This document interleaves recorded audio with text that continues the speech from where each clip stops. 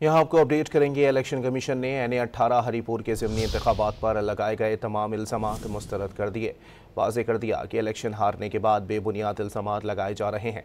हर इंतखाब के बाद एक जैसे इल्ज़ामात दोहराना इंतखाबी अमल को मशकूक बनाने की कोशिश करार दे दिया।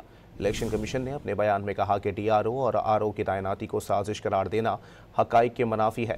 NA-18 में तैनात अफसरान इसी इलाके में पहले से मौजूद थे। प्रिजाइडिंग ऑफिसर्स मुकम्मल तौर पर सूबाई इंतज़ामिया ने फराहम किए थे। इलेक्शन कमीशन चाहता तो वफाकी इदारों के मुलाजमीन भी लगाए जा सकते थे। पोलिंग डे तक किसी सियासी जमात ने तैनातियों पर एतराज़ नहीं किया। यहाँ आपको अपडेट करेंगे। इलेक्शन कमीशन ने NA-18 हरीपुर के ज़िमनी इंतखाबात पर लगाए गए तमाम इल्ज़ामात मुस्तरद कर दिए। वाज़ेह कर दिया कि इलेक्शन हारने के बाद बेबुनियाद इल्ज़ामात लगाए जा रहे हैं। हर इंतखाब के बाद एक जैसे इल्ज़ामात दोहराना इंतखाबी अमल को मशकूक बनाने की कोशिश करार दे दिया।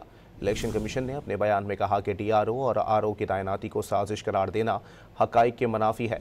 NA-18 में तैनात अफसरान इसी इलाके में पहले से मौजूद थे। प्रिजाइडिंग ऑफिसर्स मुकम्मल तौर पर सूबाई इंतज़ामिया ने फराहम किए थे। इलेक्शन कमीशन चाहता तो वफाकी इदारों के मुलाजमीन भी लगाए जा सकते थे। पोलिंग डे तक किसी सियासी जमात ने तैनातियों पर एतराज़ नहीं किया।